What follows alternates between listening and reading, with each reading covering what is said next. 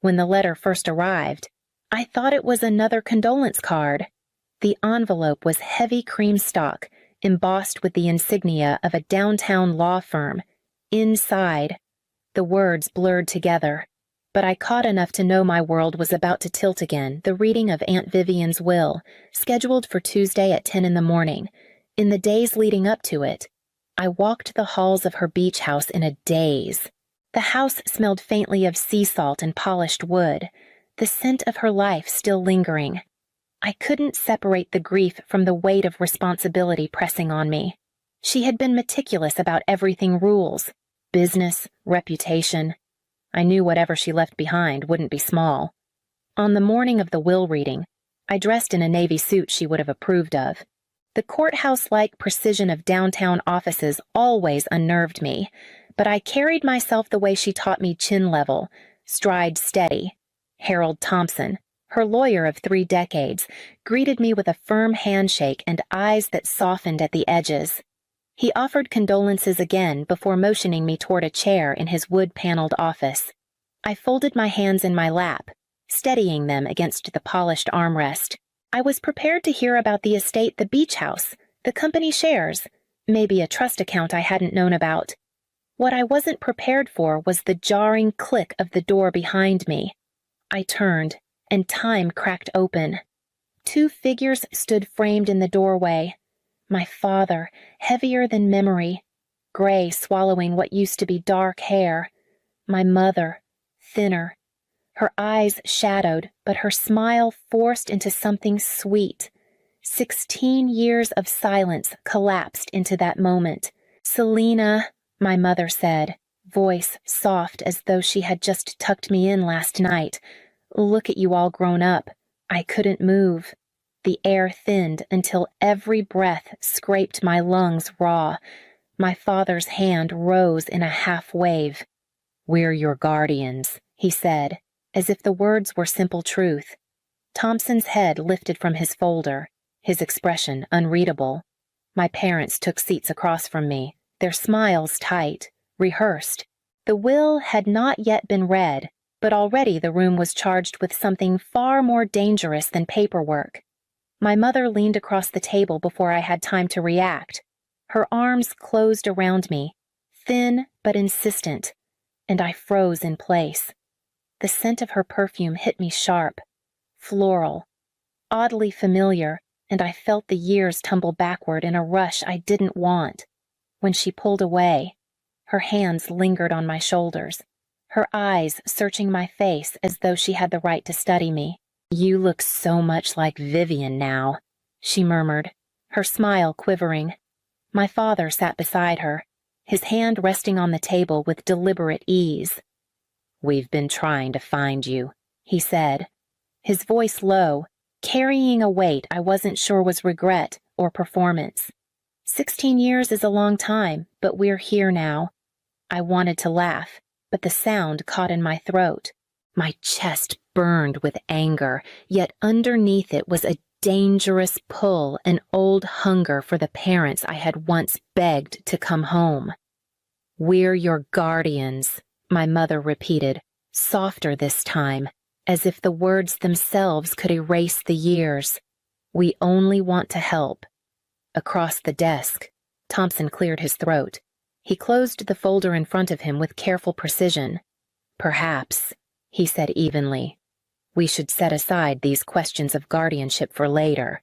There are legal documents that must be reviewed before anything further is said." The sudden steel in his tone steadied me more than I expected. My parents glanced at each other, a flicker of unease passing between them before my father gave a stiff nod. Thompson rose. "For now, let us take a brief recess. We'll reconvene once I have the necessary records at hand." The meeting dissolved into murmurs and movement, but I stayed seated, my hands gripping the chair arms. My parents' return was no longer a fantasy. It was a reality thick with questions I wasn't sure I wanted answered. And yet, against all reason, a part of me still longed to know why they left. I was 12 the morning my world collapsed. The October air had slipped cold through the thin apartment walls, and I woke shivering. waiting for my mother's knock on the door, the call that always pulled me from sleep. It never came. The apartment was too quiet, heavy with an emptiness I couldn't name at first. I padded into the hallway, still in my socks, and saw their bedroom door open wide.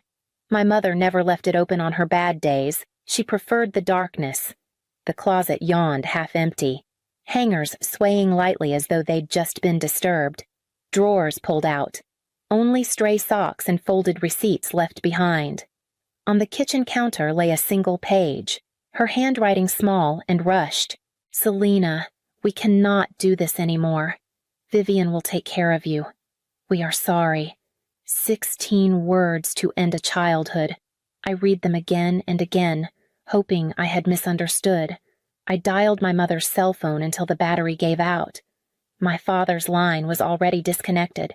I waited at the window all that day, convinced they would reappear, embarrassed, ready to explain.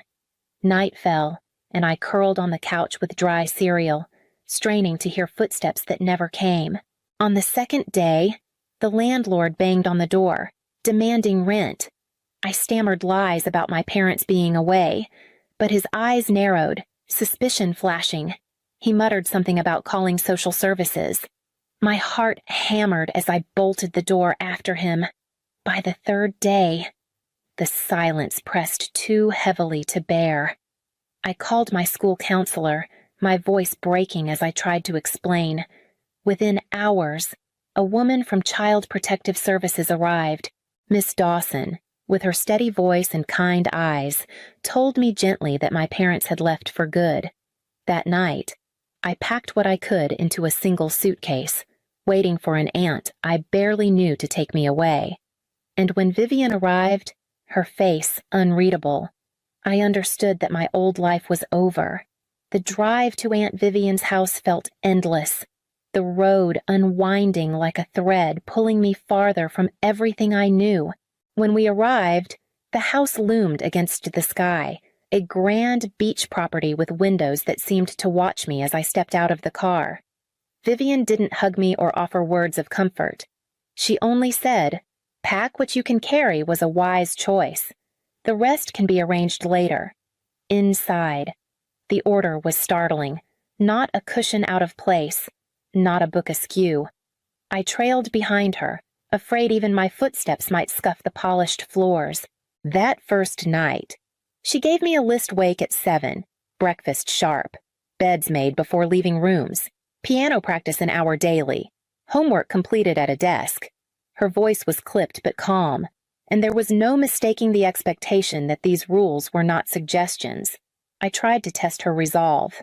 I stayed in bed past breakfast, skipped practice, pretended my assignments were finished when they weren't. A part of me wanted her to snap, to threaten to send me away, to prove that adults always left eventually. Instead, she responded with consequences so precise they almost stung more than anger. Late for breakfast, the kitchen was closed, and I would wait until lunch. Homework left undone. Plans canceled until every page was complete. Yet she never raised her voice, never once hinted that I was a burden she didn't want. If anything, her consistency unsettled me more than punishment. When I pushed, she didn't push back, she simply held the line, steady as a wall. There were moments, rare and fleeting, when her stern mask shifted. The night I cried over an old photo of my parents, she sat beside me without a word, handing me a handkerchief until the tears dried. She didn't call it love, and I didn't dare, but something in her presence began to feel immovable, even safe. And so, under her rules and watchful eye, I started to become someone different, though I didn't yet know who. At first, Westfield Academy felt like a punishment disguised as opportunity. The halls were filled with polished shoes and voices trained in confidence. While I stumbled through classes that assumed I had years of preparation, my classmates carried new textbooks, while mine were secondhand. They spoke of ski trips and European summers, while my memories held broken-down cars and my father disappearing for weekend games. I spent nights at my desk, drowning in geometry problems and Latin translations, determined not to let the cracks show. Still, failure stalked me. My first semester grades came back with more red ink than I could bear. I wanted to quit, to scream at Vivian that I didn't belong in her world. She listened quietly as I raged, her face unreadable. When I was finished, she simply said, "Your circumstances are not your choice, but what you do with them is." Her bluntness felt cruel, but it also anchored me. I hired a peer tutor with the allowance she gave, created study groups, and began clawing my way upward. By junior year, my name appeared on the honor roll. By senior year, teachers no longer looked at me as the charity case in Vivian Hughes's shadow. All the while, she continued her relentless lessons in business. On weekends, she took me to meetings, whispering notes. Notice who concedes first. Watch whose eyes shift when numbers are mentioned. I thought she was molding me into something I never asked to be, and the resentment simmered beneath my progress. The worst of our clashes came during college applications. I wanted a state school near friends. She insisted on higher ambition. One night I shouted, "I never asked to be your project." Her eyes cooled, but her voice stayed level. "And I never asked to be your guardian. Yet here we are. I'm trying to give you what your parents never could options." For the first time, she told me about my father's brilliance in math, how he could have gone to college but never did. His bitterness, she said, drove him toward gambling and shortcuts. "I won't let you waste yourself the same way." That revelation cut through my anger. It didn't erase her severity, but it gave it shape. When the acceptance letter from Northwestern arrived, I understood she hadn't been molding me into her image. She had been forcing open a door I hadn't dared to knock on. The diagnosis came in early spring, when the garden outside was just beginning to show color again. Pancreatic cancer. The words sounded clinical, almost ordinary, until the doctor's voice dipped and I understood the truth: there would be no cure, only management, and even that would be brief. Vivian listened without flinching. She nodded, asked questions about treatment schedules, and thanked the doctor as though he'd given her a weather forecast instead of a sentence. I sat frozen in the corner of the room, my chest so tight I couldn't breathe. From that day forward, our roles shifted. I became the one enforcing rules medication at certain hours, meals carefully planned, appointments booked and attended. She submitted without protest, which unsettled me more than her illness. For years, she had demanded precision from me, and now she seemed almost relieved that I was the one demanding it of her. The house grew quieter as her strength waned. Paperwork replaced her sharp presence at meetings, and then even that faded. I watched her, strong and unbending for so long, shrink into fragile outlines beneath blankets. Yet in those months, something else emerged. The edges of her voice softened. The silences between us grew companionable instead of stern. One evening, as I helped her into bed, her hand clutched mine with unexpected force. Her eyes, dimmed but steady, met mine. "You were the daughter I never allowed myself to have."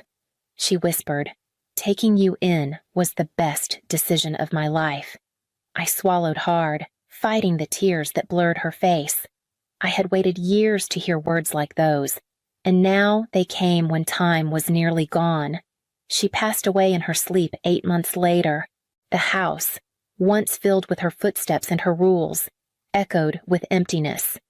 I walked through each room, touching the furniture she had chosen, the piano she had insisted I practice, the desk where she had pressed me to work harder. Grief and responsibility arrived together, one heavy with loss, the other demanding I carry what she left behind. I buried her with the certainty that my life would never again be untouched by her shadow. And then came the letter summoning me to hear her will. The room held its breath as Harold Thompson adjusted his glasses and began to read. His voice was measured, steady, every word landing like a stone in water. "To my niece, Selena Whitford, I leave the entirety of my estate, including but not limited to the property at Seaview Beach, all shares in Hughes Home Collections, and liquid assets totaling $2.5 million. I sat frozen, the numbers slipping past me, unreal and heavy at once.